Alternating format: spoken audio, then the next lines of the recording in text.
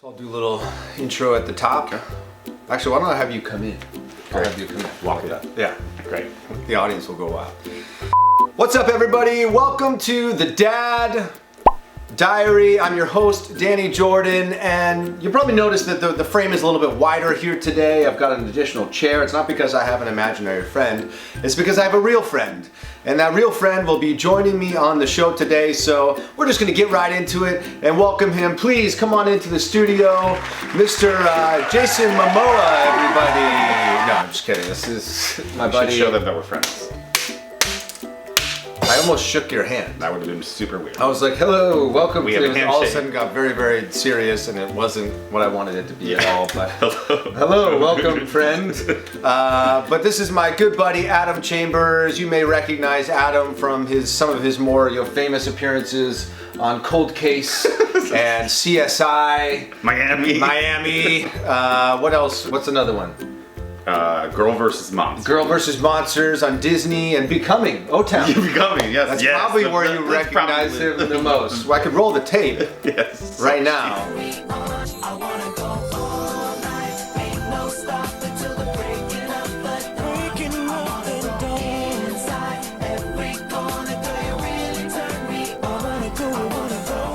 Anyway, Adam and I actually met years ago through boy banding, Yes. as it were. You were in a group, or you'd done Becoming with this guy Greg, and I ended up getting into a group with that guy Greg, and then that group broke up, and you and Greg were in a group together. Many. Yeah, many groups together, and that's really how we got connected, was through being in boy bands. And now, 16 years later, we're still incredibly close friends, and you're about to become a dad I am. for the first time. But As yes, far as you as know. far as Yeah, I know. yeah, exactly. So Adam is actually in an interesting place right now, because about this time last year, obviously Lynn was pregnant, and she was about as far along as your wife is right now. She's due on September 11th, right? September 11th. September 11th. So you're in the thick of it. You're Yes. about 3.5 weeks out from From Go Time. go time, being a dad for the first time. Yes, and she, in theory, it could be any time now. Yeah. So she just had a friend that had a baby 7 weeks early, and when we heard that, I was like, that means that could happen now for you. Do you have the bag packed? I don't even know your name. Do you know what the bag is? I Do you don't have know. your go bag? I don't have a go bag. Have you gone to any classes Not or a anything? thing. Oh, great. Not a one. Oh, this is going to be fun for you. You're going to have, actually, that may be a smarter way to go about it, because Lynn and I, we did all the classes and, baby care basics and all this sort of stuff, where you sort of get prepared for what the experience is going to be like when you're in the hospital. And I'm much more like, whatever, let's see what happens. organic. Yeah, sure. Sure. Yeah. I'm not like, let's have the baby in a pool, but at the same time, I'm like, whatever happens, we'll see what happens. Honestly, that has been very helpful for me. It's not. It's just not thinking about it. I was so concerned in the beginning, so terrified and so overwhelmed in the very beginning, that I went, something has to get me to stop thinking like crazy person. And Why do you think you were so freaked out? well, for starters, we didn't plan this. So that for sure was the first one. I've been with my wife for such a long time. We've been together for 14 years, so it's not like some random girl or something like that. And you know what causes pregnancy. Yes, you know how it works and everything. But we just weren't planning on it, and so when it happened, we both were very overwhelmed, because it wasn't something that was in our mind. And especially for me, I think because of being who I am, and I think being an actor and being an artist in general, and I've been doing this for so long, at least for me, I've always been super driven and super focused and super dedicated to my craft and being an artist. I didn't move to LA to be a dad, to be honest. And then all of a sudden this was right? And I don't think anytime that you're gonna do this that you wanna, no one's like, I want to be a bad dad. Do you know what I mean? You instantly are like, damn, I have a bunch of things now I have to think about. And But what's interesting, I think, for you, like you say, you didn't move to LA to become a dad. Obviously, you moved here to become an actor, a performer. You're an artist. You run a theater company. You have a lot of things going on. But you and I built a children's activity center Right. together, and you ran a Mommy and Me program there, and you've worked, at a place called Therapy West here in California. So you are around kids And all the time. I think that has played a factor in it, to be totally honest. I ran a clinic for kids with special needs for 10 years. Plus we worked at Bright Child and all that stuff. So I have like a ridiculous amount of time with kids. Way more than I think, 99% of the population does by the time they have kids. That in a lot of ways the kid thing isn't like scary, like we were talking about that earlier, like right. diapers. That's fine. I've done that a bazillion times. Right. The kids stuff doesn't scare me. I think it was more about the change of life. As far as like, I was very happy, and I am happy as a person. My wife and I have a good relationship. So just wanting that sudden change in life, I think some people want that or need that, and that wasn't where we were mentally. That's not where we were at. So again, it was like all of a sudden there's this different pressure. And I think there's a pressure, I think as an artist, that you can always kind of rely, if you're really driven by it, you can always kind of rely on the fact that like at the base of it, like if all things go south, I'm cool sleeping on the floor eating ramen. Not that I'm at that place in my Right. life, but if like it just got tough, I could still buck up and sleep on the floor and eat ramen and still pursue my dreams. I don't want that. I don't want that for a kid. Right.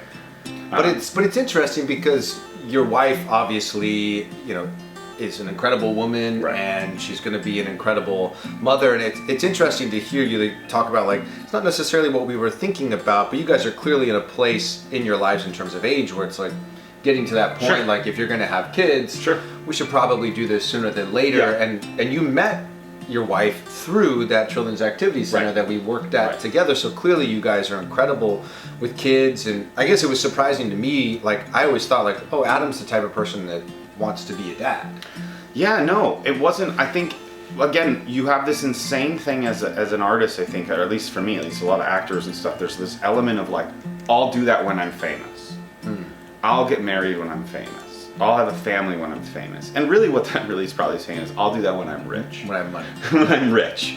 And then at some point, you start being like, but I'd also like to just be a normal person and Right. do other things that normal people do. Because we're so often treated differently because we're actors and we're artists, and some people, especially as you start to get older, some people are like, so how much money have you made doing that? And like, Right. even though I make a living doing it,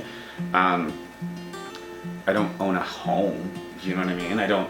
And so there's an element of like where people are, you put this personal pressure on yourself. Right. And so for me, it was like, we got married because at some point my brain went, yeah, right? And then something happened when we, after we found out we were having a kid, and I was so in my head about so many things that what really has settled me down is the concept of just take a deep breath and just go one day at a time, and just like, don't try to overplan it, don't overthink it, don't overdo anything. Just when this is gonna, my wife is super organized and everything, Right. so like our baby room's already done and all that stuff and everything. Thank God. Because, you gotta have a place to sleep here. pretty soon. When you said that there's like a bag, like I'm sure there is. You're like, can I leave? I'll be back in about I'm an sure hour. there is a bag because Yeah. my wife is that kind of person. Right. You know what I mean? Yeah. I just don't know because I'm not that kind of person. I'm curious, do you think your fear with the baby was more connected to you being ready or capable of being the best father, or having to let go to a certain capacity of something you've dedicated almost all of your life to doing, which is being an actor, being an artist? Yeah, I think it was a little bit of that, but at the same time, also realizing that I'm not going to. You're not going to let go of. I'm not being an letting actor, go right? of that. I'm not stopping that. That's not what I'm doing. I'm not going to lessen that. That's just not who I am. I have a big outreach, and I try to help a lot of people all the time, and I think that's part of it. I spend so much time with kids and so much time helping other people that there was an element in me that feels like, oh, I've already kind of done that part in life a little bit. So I wasn't this like, eager beaver to have kids. So you felt like you parented so many people, and I do that all the yeah. time still, so often, that I felt there was an element that I was like, oh, I'm already sort of doing that. But what I really was fearful of is like the change of like my routine. Like example is I'm in a band, I'm in a comedy band, and like sometimes we play shows at 10 o'clock at night in a weird bar, you know what I mean? Or sometimes we play at a weird theater. I don't want that to stop. Right. Just because I have a kid. Right. Because I also don't want to be defined by the kid. I would like to also have a kid. Have you thought about how that's going to, I'm sure you have, thought about how that's going to impact all of those things? Because we were talking before, we rolled the cameras here about one thing I've realized since Emerson came along was the currency of time. Right. Right. And when I choose to go to a business dinner or go play golf on a Saturday, I'm making the choice then to give that time to something that's not Emerson. And I do think that's important for us as humans to still have our own identity. But I will say, like, I call it a filter through which things pass when I get offered another business opportunity or to go hang out with buddies on a Thursday night after work. Like, things pass through a filter that they never passed through before, and that's the filter of the exchange of time currency to go be with friends rather than being there to say goodnight to Emerson. Right. Now the beauty, like you're saying, I think of being a comedy band is like you could be there for bedtime, say goodnight, and then go out and still play your music. And it is really about finding that balance, but you don't know what that balance is yet. Because you've never been through it. Totally, and I don't know, because I do agree. I mean, I think a lot of times, before we had kids, or before you had kid, or whatever, before this happened, you could kind of gauge relationships that you have with people that did have kids. Like we've had like Lindsay and stuff like that. Like, she had her kids, and then all of a sudden in 5 years they're 5 years old, and so like you're like, oh man, time is going quick just by the fact. They're like living timelines. There they are, right? Because we can see it's such a it's so different. When we met each other at 18, 19 years old. 20 years old, we were this tall. Right. You know what I mean? I didn't have this much hair, but we were this tall, right?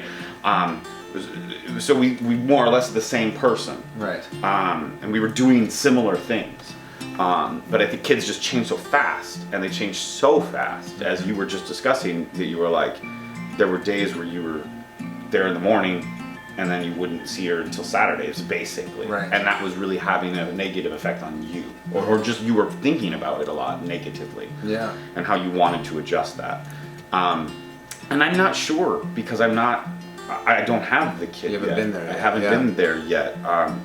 And again, so much of my passion and stuff relies on me being able to sort of do a lot of things at the drop of a hat, and do a lot of things out of nowhere. I just did a show last week, and it was like I booked it, and then I was busy for like 2 weeks straight. Right. And then all of a sudden that's and I was shooting till 4 o'clock in the morning. That's not an option not to. Right. Because it's your livelihood. It's my livelihood, right. And it is what it is. Same thing goes for the band. Like if the band like suddenly was like, we got offered to go on the road or something like that, like I would do that, even though that means there's a payoff in the thing. But I think some of me's gotten used to that. I've been with my wife for a long time, and there'll be times where I book a movie and I have to go away for months. Like, you've had to go to places that it's still tough.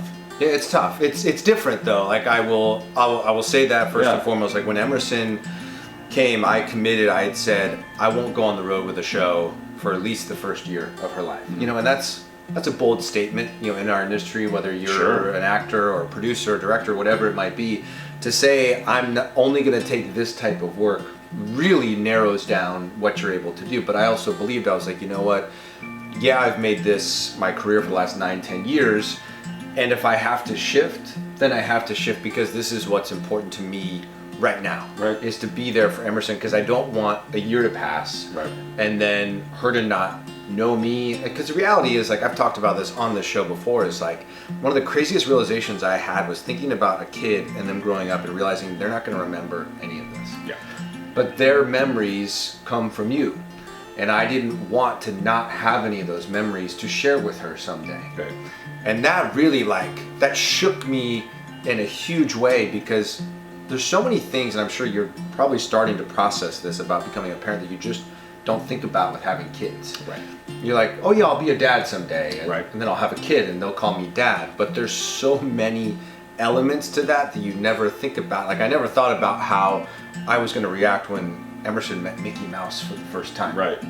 But I'll tell you, and I mentioned it briefly on this show before, like when Mickey turned around and Emerson just started laughing, I broke down in tears. Wow. I was like, what is happening to me right now? Like I was like smiling, I was like, and I was like, but she wasn't crying, I was crying. And then if you look at the photo of us, you're a mess. My eyes are like all bloodshot because I've been crying from watching my daughter meet Mickey Mouse, and it's just like, it's uncharted waters, and maybe that's sort of where you're at, because you texted me the other day. You and I have chatted a bit. Yeah. We haven't chatted a ton. Yeah. About sort of your journey and becoming a dad, for the first time, and it does impact everybody differently, I think, Mm-hmm. and I'm sure a big part of it is, what was your childhood like? What was your relationship with your dad Mm-hmm. or your mom or neither? Like, what was that like? Like you and your mom are very, very close. Mm-hmm. Your dad lives in another state. Yes, and we're not very close. And yeah, like you look like your dad, Yeah. but like other than that, like I've met your dad maybe like Once or twice. 2 or 3 times. Yeah, Yeah, totally. exactly. So I'm curious, like, I don't have the best relationship with my birth father, it's up and down. My stepdad and I are incredibly close. So I feel like I had that to like go off of, where I was like, okay, I had a great example to sort of source from. Does that ever cross your mind? Like, is that part of your fear or apprehension, is that you and your dad didn't have the best relationship? And I think something happened a while ago, like where I was talking to my dad. This was before kids or anything like that. But I think we forget that adults have adult problems. yeah, And how they have to navigate their adult life could affect a lot of things. And we were talking because my parents got divorced when I was younger, and then my dad moved away and all this stuff. And we were talking one night when I was visiting him, and he was talking about that experience. Because as a kid, we are, we're just so selfish, but not in a bad way. We just don't know anything else. Our parents are there to help us survive. Yeah. And we don't think that they have friends. We don't think that they have friends that pass away. We don't think that they have friends who go through financial problems. We don't think they have friends that go through divorce, that they're feeling those things, that they may be going through those things. And the effects of those are happening. All we're just going is, I have karate, get me to karate, get me to school, get me back and feed Right. me. To be fair. Yeah. And sometimes you don't even think it. It's happened And that for is you. your life. That like is your life. anytime I've been hungry, I say I'm hungry. Right, and there's I just get food there. Yeah. And so you don't realize the effects that those things are having on them, that honestly are way outweighing sometimes that you're hungry or that you have freaking karate or something like that. But then when you're younger, they can have such a negative effect, because my dad was like, I had to make a decision because your mother and I weren't getting along so badly, even though we were divorced. It was just so ugly that I needed to get away from the city so that I could just clear myself. He's like, and it was the hardest decision I ever made. He's like, to get away from my kids like that. He's like, because we just couldn't get along. Now, how much of that is truth to the extent, but I do believe that at some point there was a truth to that, and he was like, and it sucked, and he made a decision, and it made me think like, oh, adults have adult problems, and it's not always about kids. Right. And so for me, this idea was more about, like, I wrote a song about it. That was what I sent you. Yeah. Was this, somebody said something to me early in the thing, and it was this phrase. It was "See you in September," because that's when she's due. Right. And something about that phrase just went boom. It just hit me like this, like, amazing calming phrase. Right. And I immediately went home and I immediately started writing the song, and that was really it. Was just this idea of, we're gonna see what happens in September, and we'll do our absolute best. That may be messy, that may be not always right, but we're gonna try, and we're gonna go one day at a time, and we're also gonna be human about this and how we feel. Right.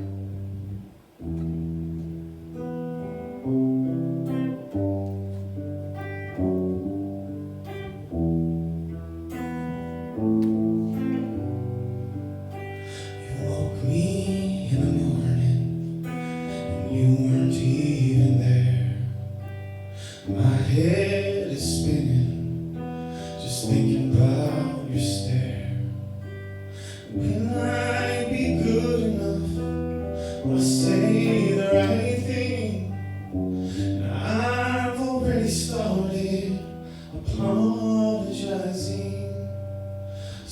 see you in September. Hopefully the weather's changed. We'll see you in September, and we'll give you your name. And we'll see you in September, and we'll look towards the sky. And we'll count the clouds, and I'll sing you lullabies.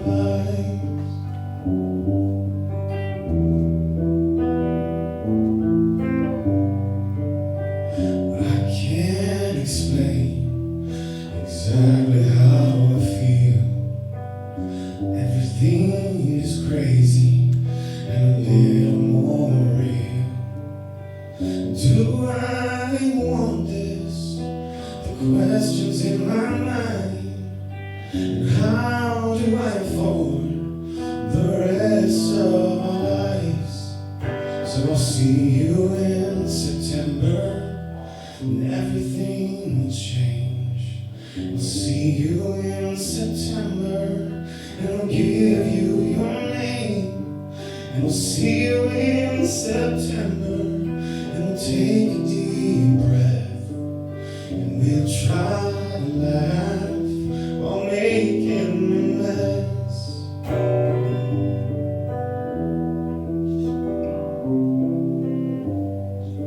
So we'll see you in September. We'll brace for the change. And we'll see you in September, and we'll give you the name. And we'll see you in September, and we'll probably cry, but we'll try our best for the rest of our lives.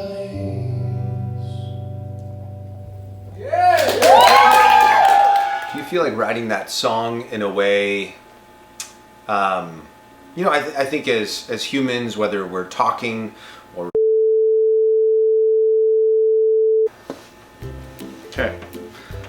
All right, we are back. Yeah, We you had got a big technical glitch where the camera just cut off in the middle of me talking. It doesn't like my information. No, I downloaded 2 converters, and neither one of those can convert that file. So we started recording again. Yeah. And then my camera crapped out again, and now I'm really rolling the dice because we're recording Again. for a 3rd time now, or 4th, I don't know. I'm tired of math, but I think this is the universe telling us that you've summed up what needs to be said today, and with your permission, I'll play a clip in here of See You in September, which I think is a beautiful song, and I think really the sentiment is that, like, even though this is the biggest thing in your life and wasn't something you're like, let's do this now, that you've come to a place in your life where, like, this is where I'm meant to be now, and I'm going to embrace it and be the best version of myself I can be in this, right? Yes, and I think that's the point, is at this point just take a deep breath and, you know, have a laugh. Yeah. Well, I appreciate you coming here today. Thank you. You guys will never get to know how much Adam cried, you know, for a good solid 7 minutes. Threw up. You did. I threw up. And we cleaned it. It looks beautiful in here. Anyway, you know how we do it every time on the Dad Diary, right? Yeah. With No. peace And love. Yeah, exactly. Thank you, bro. Yeah, man. All right, holla. I was gonna just make